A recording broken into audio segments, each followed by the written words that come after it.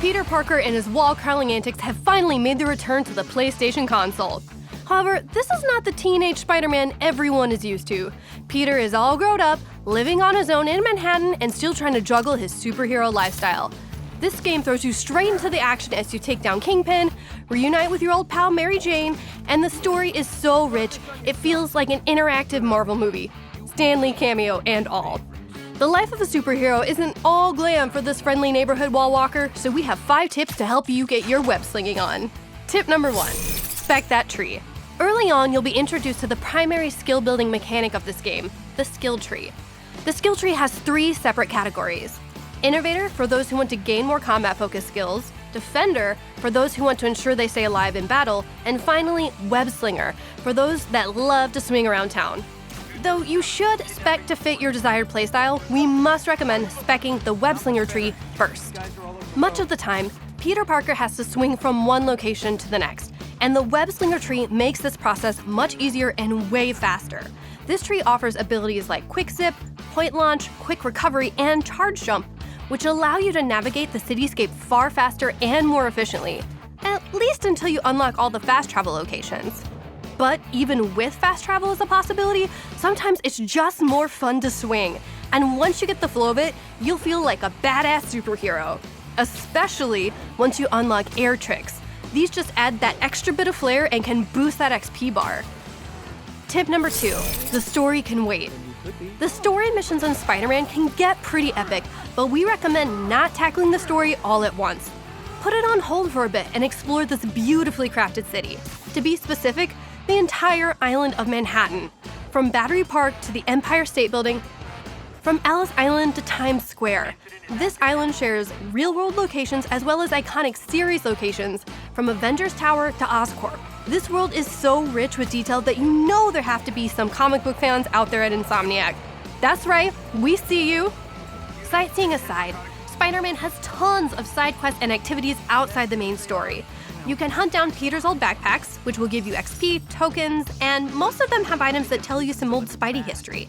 You can also find research labs, take on random crimes, and even hunt down Black Cat. Each activity rewards you with tokens and insight on the world around you. Speaking of tokens, tip number 3, token upgrades. Spider-Man has a pretty robust upgrade system outside the skill tree. As you level up in Spider-Man, you'll begin unlocking new equipment to craft, and the previously mentioned tokens are used to craft this new equipment, which is why completing side missions and exploring the city is so important. We recommend you take a look over your potential suit mods, as these can assist in trouble areas. Trying to gain a few quick levels? Craft and equip a combat analyzer to increase your XP gained. Having problems dodging punches and bullets? Craft and equip a gel padding mod and a ballistic insert mod to dampen the damage taken. Your suits can hold up to 3 separate mods, so be sure to pick mods that cater to your needs. As for gadgets, you'll gain the ability to craft them with story progression. However, you'll be able to use tokens to upgrade them even further after hitting higher levels. Tip number 4, get your shit together and dodge. Like the tip says, prioritize dodging while in combat. You're not from Hala or Asgard, you're not inhuman, and you are not made of iron. You're just human, so bullets and punches hurt. You need to dodge lots. Spider-Man may have super strength, but he also has lightning-fast reflexes, amazing agility, and Spidey sense, so put it to use. Spider-Man isn't a game you can brute your way through. Take your time, find your moments, and then unleash the carnage. Keeping dodge in mind when you're webbing enemies can ensure you live long enough to finish the fight. Tip number 5, the lab. Early on in the game, you'll be introduced to Octavius' lab, in which Peter Parker works in. Briefly.